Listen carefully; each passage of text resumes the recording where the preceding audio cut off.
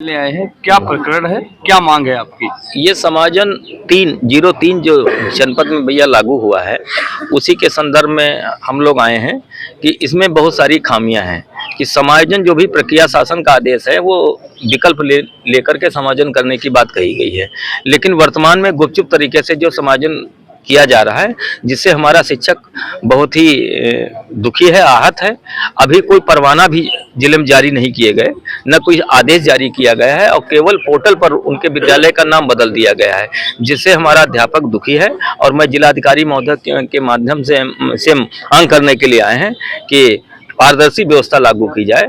और अभी 6 महीने पूर्व जिन शिक्षकों का समायोजन किया गया, वर्तमान में जानकारी मिल रही है कि उनका भी समायोजन कर दिया गया। तो 6 महीने पहले जब उनको हटाया गया, आज कौन सी स्थिति पैदा हो गई कि उन्हें पुनः उस विद्यालय से हटना पड़ रहा है।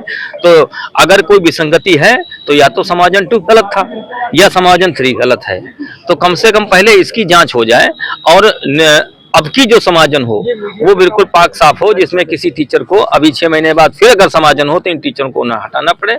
ऐसी स्थिति के लिए हम लोग आए हैं कि पारदर्शी व्यवस्था लागू हो, जिससे हमारे शिक्षक को वहां की स्थिति खत्म हो। आप लोग डीएम साहब से मिले आज, क्या आश्वासन? नहीं, मुलाकात अभी नहीं हुई है। आज हम लोग ज्ञापन देने का कार्यक्रम है।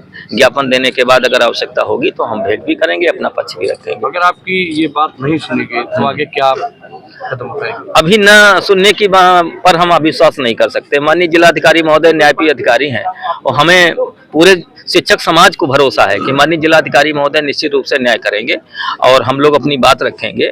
और अधिकारी पर तब तक अविश्वास नहीं किया जा सकता है जब तक विश्वासघात न हो।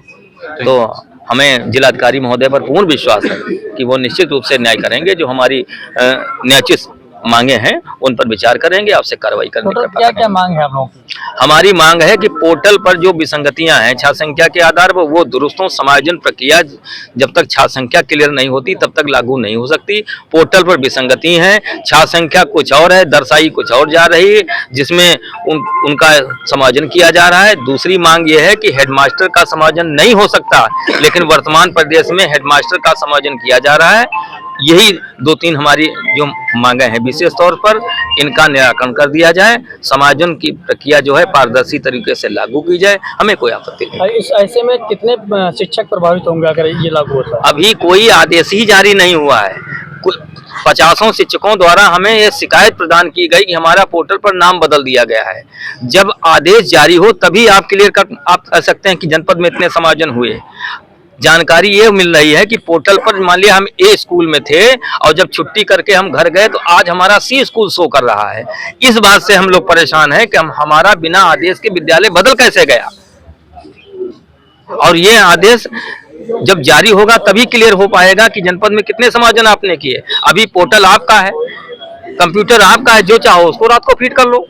आज हम ए स्कूल में हैं और विभाग रात को सी स्कूल फीड करते हैं तो हम सी स्कूल में सोने लगेंगे। ये इस पॉलिसी के विरोध में हम लोग आए हैं। कम से कम हमको बताया जाए कि किन कारणों से हमारा वहाँ समायोजन हो रहा है, वो बताया। अगर हमारे विद्यालय की छात्र संख्या अधिक कम हो गई इसलिए हटाया जा रहा है, वो बताया जाए। हेडमास्टर का समायोजन हो ही नहीं सकता नियमानुसार। हेडमास्टर तभी हट सकता है जब स्वेच्छा से अपना आवेदन पत्र दे। आवेदन पत्र आपने किसी से लिया नहीं, सहमति आपने किसी से ली नहीं, खाली पोर्टल पर शो करने लगा आप ए स्कूल में थे अब सी स्कूल चले गए। इस बात को लेकर के हम आए हैं जिलाधिकारी महोदय के पास और हमें भरोसा है कि जिलाधिकारी महोदय न्याय करने का काम करेंगे। क्या नाम है आपका? रविंद्र दीक्षित, जिलाध्यक्ष प्राथमिक शिक्षा संघ सीतापुर।